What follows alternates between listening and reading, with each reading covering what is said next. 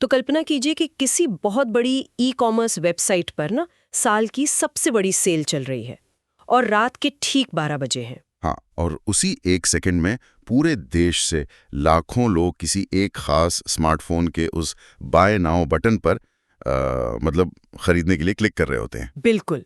और पर्दे के पीछे मतलब सर्वर पर डेटा का एक ऐसा सुनामी आता है जो शायद किसी भी आम सिस्टम को पल भर में क्रैश कर दे। एकदम सही कहा।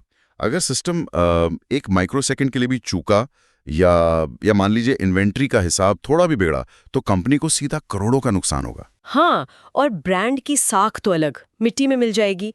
लेकिन दिलचस्प बात यह है कि ज्यादातर मामलों में ऐसा होता नहीं है। वो सिस्टम क्रैश नहीं होता, वो टिका रहता है। और देखिए, ये कोई जादू या चमत्कार नहीं है, बल्कि इसके पीछे डेटाबेस आर्किटेक्चर की एक बहुत बड़ी क्रांति है। बिल्कुल। और आज की हमारी इस गहन चर्चा का विषय यही है। आज हमारे पास रॉयल रिसर्च का एक बेहद विस्तृत शोध है जिसका नाम है the convergence of SQL and no SQL databases. तो आज का हमारा मिशन ये समझना है कि कैसे हाइब्रिड डेटाबेस और क्लाउड प्लेटफॉर्म्स डेटा मैनेजमेंट की दुनिया के बुनियादी नियमों को फिर से लिख रहे हैं। इस पूरी क्रांति को गहराई से समझने के लिए ना, हमें डेटाबेस को महज एक सॉफ्टवेयर मानने के बजाय एक विशालकाय ग्लोबल वेयरहाउस मतलब एक अंतहीन गोदाम की तरह देखना होगा। अच्छा, एक वेयरहाउस की तरह। हाँ, क्योंकि उस वेयरहाउस में हर दिन अरबों नई चीजें आ रही हैं, जैसे टेक्स्ट हो गया, वीडियो या ट्रांजैक्शन रिकॉर्ड्स। चुनौती सिर्फ इस डेटा को स्टोर करने की नहीं है, बल्कि एक मिलीसेकंड के भीतर सही डेटा को खोजकर वापस लाने की भी है। समझ रही हूँ। रॉयल रिसर्च का ये लेख हमें उसी ऐतिहासिक बदलाव के बारे में बताता है, जहां डेटा को स्टोर करने के दो पूरी तरह से अलग और विरोधी तरीके अब एक साथ मिलकर काम कर रहे हैं। तो जो लोग डेटाबेस की दुनिया को थोड़ा भी फॉलो करते हैं, उन्हें पता है कि दशकों तक ये दुनिया ना एक गहरी खाई में बंटी हुई थी। हाँ, बिल्कुल, दो अलग खेमे थे। वही, एक तरफ था एसक्यूएल और दूसरी तरफ था नो एसक्यूएल। तो इस नए हाइब्रिड वेयरहाउस को समझने से पहले मुझे लगता है हमें इस पुरानी बंटी हुई दुनिया के काम करने के तरीके को डिकोड करना चाहिए। तो एसक्यूएल, या जिसे हम रिलेशनल डेटाबेस कहते हैं, वो हमेशा से एंटरप्राइज दुनिया का सबसे वफादार सिपाही रहा है। हम यहाँ रोज और कॉलम की बेसिक परिभाषाओं में नहीं जाएंगे। हाँ, बेसिक चीजें तो ज्यादातर लोगों को पता ही होती हैं। बिल्कुल। तो जो चीज एसक्यूएल को खास बनाती है वो है इसका ACID कंप्लायंस। ACID कंप्लायंस मतलब थोड़ा आसान भाषा में अगर कहें तो मतलब डेटा की पूर्ण अखंडता और सटीकता। देखिए, जब एक बैंक खाते से पैसे कटते हैं और दूसरे में जाते हैं, तो वो ट्रांजैक्शन या तो पूरी तरह से सफल होना चाहिए या पूरी तरह से फेल। हाँ, बीच का कोई रास्ता नहीं होता। एकदम। सिस्टम ये बर्दाश्त नहीं कर सकता कि पैसे भेजने वाले के खाते से रकम कट जाए, लेकिन जिसे भेजे गए उस तक पहुंचे ही नहीं। तो इसे अगर हम उसी वेयरहाउस वाले उदाहरण के संदर्भ में देखें तो एसक्यूएल ना एक बेहद स्ट्रिक्ट लाइब्रेरियन की तरह काम करता है। एक स्ट्रिक्ट लाइब्रेरियन? हाँ, मतलब एक ऐसा लाइब्रेरियन जिसके पास हर किताब का एक सटीक इंडेक्स है। अगर कोई नई किताब आती है तो उसे एक पूर्व निर्धारित शेल्फ में एक तय नियम के तहत ही रखा जा सकता है। बहुत बढ़िया उदाहरण है ये। है ना? और अगर किताब का आकार शेल्फ से मैच नहीं करता तो वो लाइब्रेरियन उसे साफ रिजेक्ट कर देगा। और मुझे लगता है ये सख्ती ही इसकी सबसे बड़ी ताकत है। बिल्कुल ताकत है। लेकिन जब वेब 2.0 का दौर आया, जब social media, real time analytics और IoT सेंसर्स का डेटा आना शुरू हुआ, तो ये जो लाइब्रेरियन वाला मॉडल था ना, ये हाफने लगा। क्यों?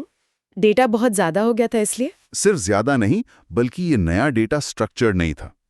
इसमें यूजर के क्लिक्स का पैटर्न था, अलग अलग लंबाई के टेक्स्ट थे, इमेजेस थीं। अच्छा, तो सब कुछ एकदम बेतरतीब था। हाँ, तो इस अनस्ट्रक्चर्ड और असीमित डेटा के लिए एक नए अप्रोच की जरूरत पड़ी, जिसने नो एसक्यूएल को जन्म दिया। ये डेटा को लचीले तरीके से, जैसे की वैल्यू, डॉक्यूमेंट या ग्राफ के रूप में स्टोर करने की पूरी आजादी देता है। मतलब एसक्यूएल के उस सख्त लाइब्रेरियन के विपरीत नो एसक्यूएल एक तरह से क्रिएटिव आर्टिस्ट के स्टूडियो की तरह है। हाँ, कह सकते हैं। जहाँ विचारों को, रंगों को और कैनवस को किसी भी रूप में बिखेरा जा सकता है। कोई सख्त इंडेक्सिंग नहीं है जो नए विचारों को आने से रोके। बिल्कुल सही। लेकिन देखिए, यहाँ मेरे दिमाग में एक सवाल आ रहा है।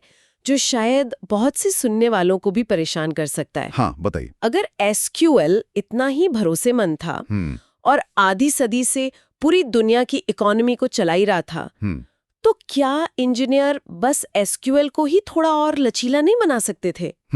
मतलब पूरी तरह से एक नया नो एसक्यूएल इकोसिस्टम खड़ा करने की क्या जरूरत पड़ गई? क्या ये सिर्फ एक नया टेक ट्रेंड था जो लोग फॉलो कर रहे थे? नहीं, ये कोई ट्रेंड नहीं था, बल्कि ये तो हार्डवेयर और कंप्यूटर साइंस की भौतिक सीमाओं का नतीजा था। समस्या सॉफ्टवेयर में उतनी नहीं थी जितनी उसके आर्किटेक्चर में थी। वो कैसे? देखिए, एसक्यूएल का बुनियादी डिजाइन वर्टिकल स्केलिंग पर काम करता है। इसका सीधा सा मतलब है कि जब डेटा का लोड बढ़ता है तो आपको उसी एक सर्वर को और ज्यादा ताकतवर बनाना पड़ता है। अच्छा, मतलब उसी मशीन में और ज्यादा रैम और ज्यादा प्रोसेसर जोड़ने पड़ते हैं। बिल्कुल, लेकिन एक सिंगल मशीन को अपग्रेड करने की एक के भौतिक और आर्थिक सीमा होती है ना। एक सर्वर को आप कितना बड़ा बना लेंगे? हाँ, एक बिंदु के बाद तो वो सर्वर एक सुपर कंप्यूटर बन जाएगा जिसकी कीमत आसमान छूने लगेगी। और मजे की बात देखिए, तभी भी वो दुनिया भर के करोड़ों यूजर्स का रियल टाइम लोड नहीं संभाल पाएगा। बाप रे। इसीलिए नो एसक्यूएल को बिल्कुल अलग तरीके से, मतलब हॉरिजॉन्टल स्केलिंग के लिए डिजाइन किया गया। Horizontal scaling? हाँ, इसमें एक सुपर सर्वर बनाने के बजाय हजारों छोटे और सस्ते कमोडिटी सर्वर्स को एक साथ जोड़ दिया जाता है। जब लोड बढ़ता है तो बस नेटवर्क में 100 नए सर्वर और जोड़ दिए जाते हैं और डेटा उन सब में बढ़ जाता है। अरे वाह, मतलब काम बांट दिया जाता है। बिल्कुल। अब एसक्यूएल की वो जो शक्ति या जो ACID कंप्लायंस है, उसे हजारों सर्वर्स के बीच एक ही माइक्रोसेकंड में मेंटेन रखना एक गणितीय दुस्वप्न है। हाँ, वो तो नामुमकिन सा लगता है। इसीलिए नो एसक्यूएल को जन्म लेना पड़ा, जहां सिस्टम थोड़ा लचीला हो सकता है ताकि वो अनंत तक स्केल कर सके। तो ये तो ऐसा हुआ कि एक दीवार को और ऊंचा करने की कोशिश करने के बजाय ये तय किया गया कि अब हम सैकड़ों छोटी दीवारें समानांतर खड़ी करेंगे। बहुत सटीक एनालॉजी है ना? लेकिन अब हम इस चर्चा के एक दिलचस्प मोड़ पर आते हैं। रॉयल रिसर्च का लेख ये स्पष्ट करता है कि आज का आधुनिक बिजनेस इन दोनों में से किसी एक को चुनकर जिंदा नहीं रह सकता। बिल्कुल नहीं। उसे एसक्यूएल की वो लौह कठोर सटीकता भी चाहिए और नो एसक्यूएल की वो अनंत स्केलेबिलिटी भी चाहिए। और यहीं से ये पुरानी दीवार टूटती है और हाइब्रिड सिस्टम्स का उदय होता है। और ये हाइब्रिड डेटाबेस एक ही छत के नीचे ना दोनों दुनिया का सर्वश्रेष्ठ लेकर आते हैं। ये सिस्टम्स अंदरूनी तौर पर इतने स्मार्ट होते हैं कि वो समझ जाते हैं कि कौन सा डेटा ट्रांजैक्शनल है, मतलब जिसके लिए सख्त नियमों की जरूरत है। हाँ, और कौन सा डेटा अनस्ट्रक्चर्ड है जिसे हजारों सर्वर्स पर फैलाना है।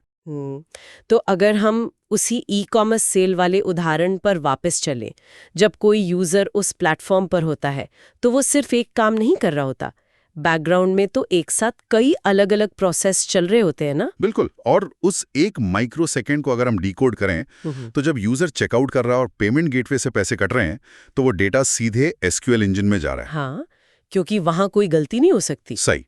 इन्वेंट्री का लॉक होना और पैसे का ट्रांसफर होना, यहां कोई भी गड़बड़ बर्दाश्त नहीं की जा सकती।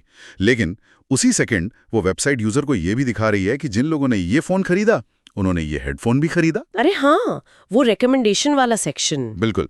ये जो रिकमेंडेशन इंजन है और जो हजारों कस्टमर रिव्यूज नीचे लोड हो रहे हैं, वो सारा काम बैकग्राउंड में नो एसक्यूएल इंजन बहुत आराम से संभाल रहा होता है। वाह।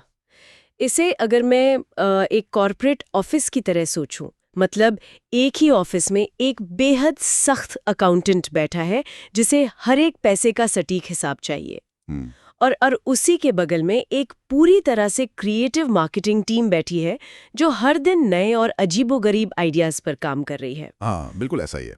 पहले ये दोनों अलग अलग इमारतों में बैठते थे और एक दूसरे के काम करने के तरीके से नफरत करते थे, लेकिन इस हाइब्रिड आर्किटेक्चर ने एक ऐसा मैनेजर खड़ा कर दिया है जो ये सुनिश्चित करता है कि अकाउंटेंट और मार्केटिंग टीम दोनों एक साथ एक ही प्रोडक्ट पे काम करें, वो भी बिना एक दूसरे के रास्ते में आए।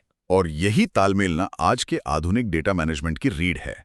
लेकिन देखिए, इस हाइब्रिड इंजन को चलाने के लिए जो कंप्यूटिंग पावर और जो नेटवर्क चाहिए, वो किसी भी आम डेटा सेंटर के बस की बात नहीं है। मतलब इसे कहीं भी सेटअप नहीं किया जा सकता? नहीं। आप अपने बेसमेंट में सर्वर्स लगाकर इस स्तर का हाइब्रिड इकोसिस्टम नहीं चला सकते। और इसी जरूरत ने क्लाउड डेटा प्लेटफॉर्म्स को इस कहानी का सबसे अहम हिस्सा बना दिया है। तो अगर हाइब्रिड आर्किटेक्चर एक अत्याधुनिक इंजन है, तो हम कह सकते हैं कि क्लाउड प्लेटफॉर्म्स वो अनंत हाईवे हैं जिस पर ये इंजन अपनी पूरी रफ्तार से दौड़ सकता है। बिल्कुल सटीक। और रॉयल रिसर्च के लेख में ना इलास्टिक स्केलेबिलिटी का बहुत जिक्र किया गया है। और मुझे लगता है ये सिर्फ स्केल करने या बड़ा होने के बारे में नहीं है, ये इलास्टिसिटी यानी ज़रूरत के हिसाब से सिकुड़ने और फैलने के बारे में है। और यही पुराने ऑन प्रेमाइसिस सिस्टम्स की सबसे बड़ी त्रासदी थी। कैसे? देखिए, अगर आपको पता है कि साल में 5 दिन सेल के दौरान भारी ट्रैफिक आएगा, तो आपको उन 5 दिनों के लिए लाखों डॉलर के सर्वर खरीदने पड़ते थे। बाप रे। और सेल खत्म होने के बाद बाकी के 307 दिन वे महंगे सर्वर बस धूल फांकते थे और बिजली बर्बाद करते थे। ये तो पैसों की बहुत बड़ी बर्बादी हुई। हाँ, तो क्लाउड ने इस हार्डवेयर की कैद से आज़ादी दिला दी। ट्रैफिक आया तो क्लाउड ने अपने आप हजारों वर्चुअल सर्वर खड़े कर दिए। ट्रैफिक गया तो उन सर्वर्स को तुरंत नष्ट कर दिया गया। लेकिन यहाँ मैं एक चीज क्लैरिफाई करना चाहूंगी, क्योंकि कई बार इंडस्ट्री में लोग इन शब्दों का इस्तेमाल बहुत ढीले तरीके से करते हैं।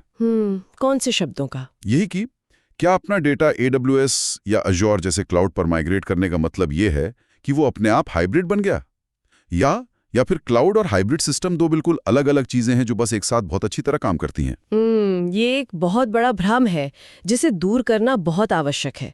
देखिए, क्लाउड महज एक इंफ्रास्ट्रक्चर है। ये किसी और का कंप्यूटर है जिसे आप बस किराए पर ले रहे हैं। अच्छा, तो वो अपने आप हाइब्रिड नहीं हो जाता। बिल्कुल नहीं।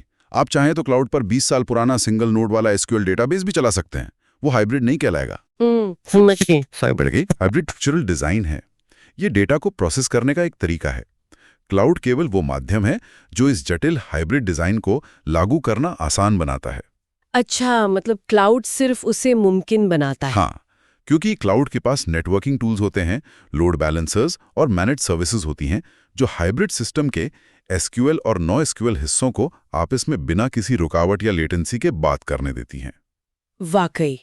और क्लाउड का एक और पहलू है जो रॉयल रिसर्च के लेख में बहुत उभर कर आता है, और वो है AI और मशीन लर्निंग का सीधा इंटीग्रेशन। ये बहुत महत्वपूर्ण पॉइंट है। पहले डेटा को एनालाइज करने के लिए ना उसे डेटाबेस से निकालकर किसी दूसरे एनालिटिक्स टूल में डालना पड़ता था। हाँ, वो एक लंबी प्रक्रिया थी। लेकिन अब क्लाउड प्लेटफॉर्म्स AI को सीधा उस वेयरहाउस के अंदर ले आए हैं। AI मॉडल्स उसी जगह बैठे हैं जहां डेटा स्टोर हो रहा है, जिससे रियल टाइम प्रिडिक्टिव एनालिटिक्स संभव हो पा रहा है। और इसके अलावा कंप्लायंस और ग्लोबल एक्सेसिबिलिटी भी तो है। हाँ, डेटा प्राइवेसी के नियम है ना। बिल्कुल। आज के समय में जब डेटा प्राइवेसी के नियम हर देश में अलग-अलग और सख्त हो रहे हैं, क्लाउड प्लेटफॉर्म्स डेटा को भौगोलिक रूप से वहां स्टोर करने की सुविधा देते हैं जहां कानूनी रूप से उसे होना चाहिए। और वो भी सिस्टम की गति को बिना धीमा किए। एकदम सही। ये सब सुन के तो ऐसा लगता है कि डेटा इंजीनियरिंग ने अपनी सारी मंजिलें पा ली हैं।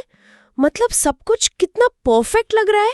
कागज पर तो लगता ही है। हाँ, लेकिन रॉयल रिसर्च का लेख जमीनी हकीकत से मुंह नहीं मोड़ता। जो सिस्टम कागज पर इतना बेहतरीन लगता है, उसे असल दुनिया में लागू करना एक दुस्वप्न साबित हो सकता है।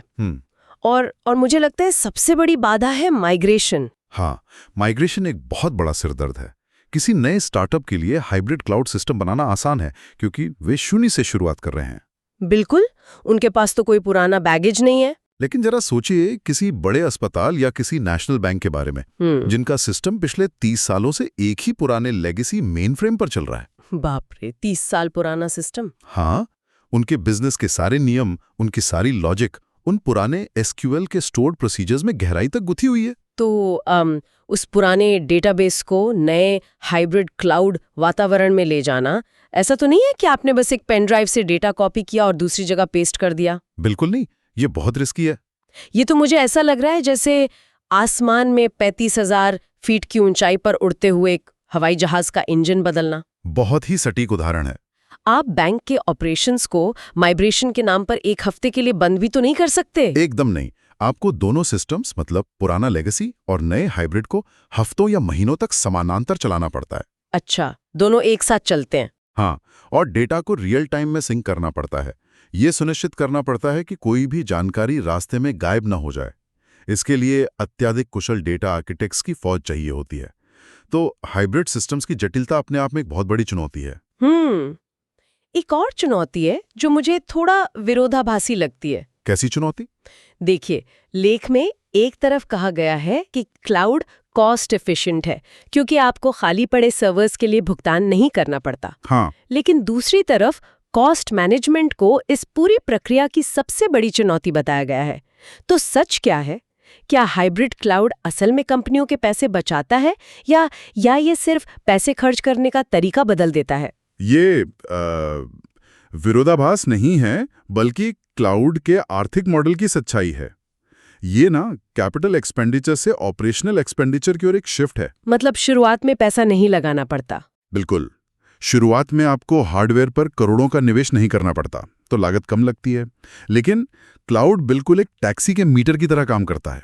टैक्सी का मीटर? हाँ, हाइब्रिड सिस्टम्स में डेवलपर्स चंद कमांड्स लिखकर पल भर में टेराबाइट्स डेटा प्रोसेस करने वाले बड़े-बड़े क्लस्टर्स चालू कर सकते हैं। रुको, मतलब अगर काम खत्म होने के बाद वो टैक्सी का मीटर चालू छूट गया तो बिल बढ़ता रहेगा? एकदम। और यही सबसे बड़ा खतरा है। अगर कोड सही से ऑप्टिमाइज नहीं है, अगर कोई क्वेरी जरूरत से ज्यादा डेटा स्कैन कर रही है या अगर टेस्टिंग के लिए बनाए गए सर्वर्स को काम पूरा होने के बाद शटडाउन नहीं किया गया, तो महीने के अंत में जो बिल आएगा वो तो कंपनी के बजट को हिला देगा। बिल्कुल हिला सकता है। इसीलिए अब फिनॉप्स यानी क्लाउड लागत प्रबंधन की एक पूरी नई फील्ड ही बन गई है। आपको सिर्फ डेटा मॉनिटर नहीं करना है, आपको लगातार उस मीटर पर भी नजर रखनी है। तो कुल मिलाकर तकनीक भले ही कितनी भी उन्नत हो जाए, अनुशासन और इंसानी निगरानी के बिना वो एक वित्तीय आपदा बन सकती है। 100%। खैर, अगर हम इस पूरी चर्चा को समेटें तो रॉयल रिसर्च का निष्कर्ष बिल्कुल साफ है। डेटाबेस की दुनिया का भविष्य एसक्यूएल बनाम नो एसक्यूएल की उस पुरानी बहस में उलझे रहने में नहीं है। हाँ, वो बहस अब पुरानी हो चुकी है। भविष्य उनकी सिनर्जी यानी उनके एक साथ मिलकर काम करने में है, और इस हाइब्रिड भविष्य को हकीकत में बदलने का इकलौता व्यवहारिक रास्ता क्लाउड डेटा प्लेटफॉर्म से होकर ही गुजरता है। बिल्कुल। और जो बिजनेस इस हाइब्रिड आर्किटेक्चर को सफलतापूर्वक अपना लेंगे ना, वे न सिर्फ भारी डेटा ट्रैफिक को संभाल पाएंगे, बल्कि उस डेटा से ऐसे इंसाइट्स निकाल पाएंगे जो उनके प्रतिद्वंदियों के पास कभी नहीं होंगे। ये सब इतना तेज और जटिल है कि ये सोचने पर मजबूर करता है कि हम आगे कहाँ जा रहे हैं। टेक्निक बहुत तेजी से बदल रही है। और इस डीप डाइव को खत्म करने से पहले मैं एक विचार छोड़ना चाहती हूँ। हमने बात की कि कैसे क्लाउड प्लेटफॉर्म्स एआई को सीधे डेटा लेयर पर ला रहे हैं। हाँ, हमने प्रेडिक्टिव एनालिटिक्स की बात की। अब जरा भविष्य की कल्पना करें। अगर एआई का इंटीग्रेशन इसी गति से बढ़ता रहा तो क्या हम एक ऐसे बिंदु पर पहुंचेंगे जहां ये हाइब्रिड डेटाबेस पूरी तरह से ऑटोनॉमस यानी स्वायत्त हो जाएंगे? ये एक बहुत ही दिलचस्प विचार है। मतलब क्या भविष्य में ये सिस्टम इतने समझदार हो जाएंगे कि जब कोई नया डेटा वेयरहाउस में आएगा तो सिस्टम खुद ही तय करेगा कि इसे मैं एसक्यूएल के सख्त नियमों के तहत स्टोर करूंगा और इस दूसरे हिस्से को नो एसक्यूएल के लचीले ढांचे में भेजूंगा, और ये सब बिना किसी इंसानी डेटा आर्किटेक्ट के कोड लिखे होगा? क्या भविष्य में ये डेटाबेस खुद ही अपना सख्त लाइब्रेरियन और खुद ही अपना क्रिएटिव आर्टिस्ट बन जाएगा, जिससे इंसानों की जरूरत ही खत्म हो जाए? वाकई ये डेटा साइंस और आर्किटेक्चर के भविष्य का शायद सबसे गहरा सवाल है, जिस पर आज पूरी टेक कम्युनिटी की नजरें टिकी है। हाँ, ये वाकई में सोचने वाली बात है। उस वेयरहाउस के दरवाजे अब पूरी तरह खुल चुके हैं और अंदर जो कुछ भी हो रहा है वो इंजीनियरिंग का एक ऐसा चमत्कार है जो हमारे डिजिटल दुनिया की नींव को रोजाना मजबूत कर रहा है। बिल्कुल। तो आज के इस गहन विश्लेषण में बस इतना ही। स्रोतों को पढ़ते रहें, तकनीक के इस बदलते स्वरूप पर सवाल उठाते रहें, और हम मिलेंगे अगली गहन चर्चा में।